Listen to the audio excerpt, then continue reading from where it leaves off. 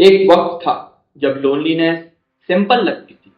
आपको लगता था कि प्रॉब्लम ये है कि आपके पास लोग कम हैं, कन्वर्सेशंस कम हैं, कनेक्शंस कम हैं और नेचुरली सॉल्यूशन भी सिंपल लगता था। नए लोग, नई फ्रेंडशिप, नई रिलेशनशिप्स। लेकिन फिर कुछ बदलता है। आप खुद को समझना शुरू करते हैं। आप पैटर्न्स देखना शुरू करते हैं। आप इनसिक्योरिटी, अपनी कॉन्ट्रडिक्शन, अपनी हिडन मोटिवेशन और उसके बाद लोनलीनेस वैसे फील नहीं होती जैसे पहले होती थी। क्योंकि अब आप सिर्फ अकेले नहीं हैं, अब आप अवेयर भी हैं। सेल्फ अवेयरनेस के बारे में एक पॉपुलर मिसअंडरस्टैंडिंग है। लोग सोचते हैं जितना आप खुद को अच्छे से समझेंगे उतना आप पीसफुल होते जाएंगे। लेकिन रियलिटी थोड़ी स्ट्रेंज है। अवेयरनेस क्लियरिटी देती है, लेकिन क्लियरिटी हमेशा कंफर्ट नहीं देती। कभी कभी क्लियरिटी उन चीजों को विजिबल बना देती है जिन्हें इग्नोरेंस ने सालों तक कवर करके रखा। और जब आप पहली बार खुद को ऑनेस्टली देखते हैं तो लोनलीनेस डीपन भी हो सकती है। पहले लोनलीनेस का रीजन बाहर था, अब रीजन अंदर भी नजर आने लगता है। आप देखने लगते हैं कि कुछ रिलेशनशिप आपने फियर से मेंटेन की थी, कुछ अप्रूवल के लिए, कुछ अबेंडनमेंट के लिए, कुछ सिर्फ इसलिए क्योंकि अकेले रहना अनकंफर्टेबल लगता है। और जब ये रियलाइजेशन आती है तो सिर्फ दूसरे लोग नहीं बदलते, आपका उन्हें देखने का तरीका बदल जाता है। और वहीं से एक नई लोनलीनेस शुरू होती है।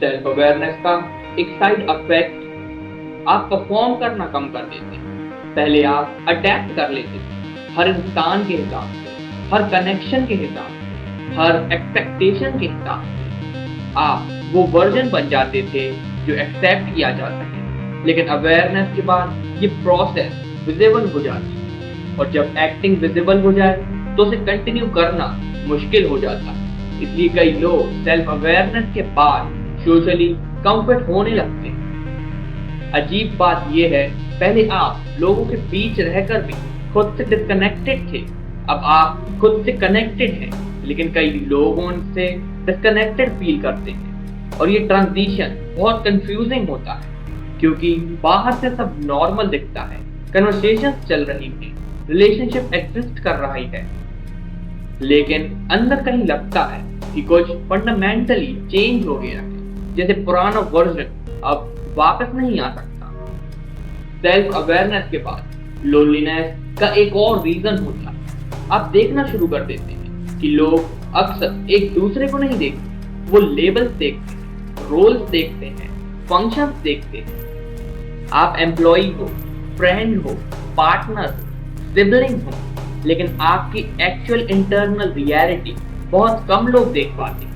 और जब आप खुद अपनी इंटरनल रियलिटी को डीपली देखने लगते हैं तो ये गैप और विजिबल हो जाता है। इसलिए कुछ सेल्फ अवेयर लोगों क्राउड में भी लोनलीनेस फील होती है, क्योंकि लोनलीनेस सिर्फ फिजिकल एब्सेंस नहीं होती। कभी कभी लोनलीनेस का मतलब होता है कि जो वर्जन आप अंदर एक्सपीरियंस करते हैं वो किसी और की अवेयरनेस तक पहुंच ही नहीं करती। आप कन्वर्सेशंस में प्रेजेंट हैं, लेकिन साइकोलॉजिकली अनसीन फील करते हैं, और ये फीलिंग अकेले कमरे में बैठने से भी ज्यादा हैवी हो सकती है। लेकिन यहाँ एक कॉन्ट्रडिक्शन है। अवेयरनेस आपको दूसरों को भी देखना सिखा देती है। आप नोटिस करते हैं कौन परफॉर्म कर रहा है, कौन इनसिक्योर है, कौन अप्रूवल ढूंढ रहा है, कौन इमोशनली अनअवेलेबल है।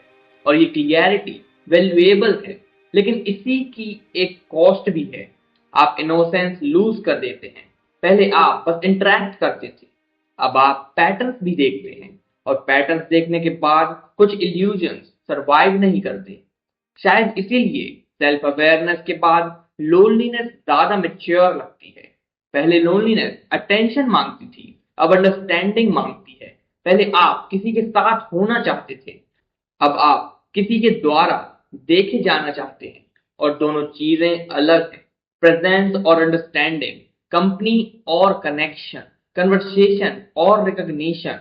हम अक्सर इन्हें सेम समझ लेते हैं, लेकिन अवेयरनेस के बाद डिफरेंस क्लियर हो जाता है।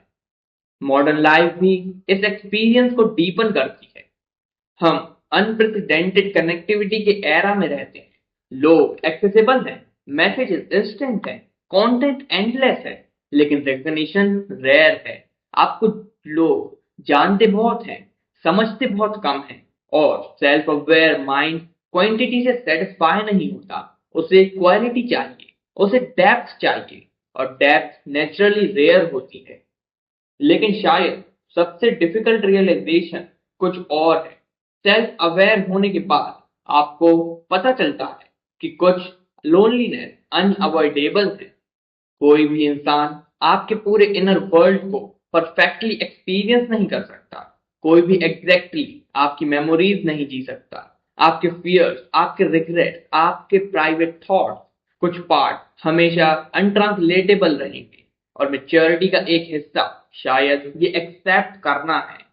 और यहीं से ये टॉपिक दूसरों के बारे में कम और आपके बारे में ज्यादा हो जाता है।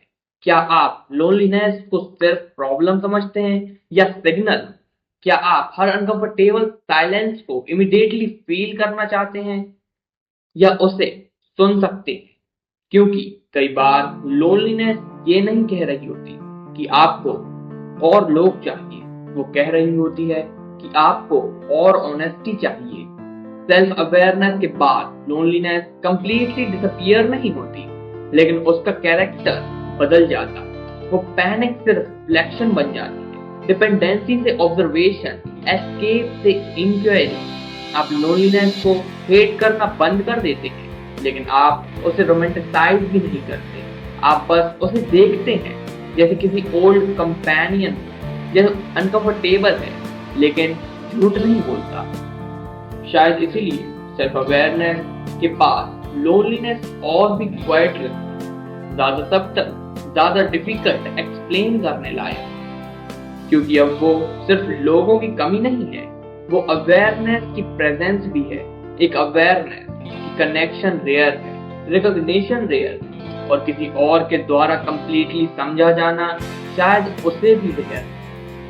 लेकिन हो सकता है इसी रियलाइजेशन का पर्पस आपको होपलेस बनाना ना हो सकता है इसका पर्पस सिर्फ इतना हो कि आप फाइनली डिफरेंस देख पाएं बीच में होना और कनेक्ट होने के बीच। और अगर आपको ये डिफरेंस इग्नोर करने में मुश्किल लग रहा है तो शायद आप इस चैनल पर वापस आएंगे।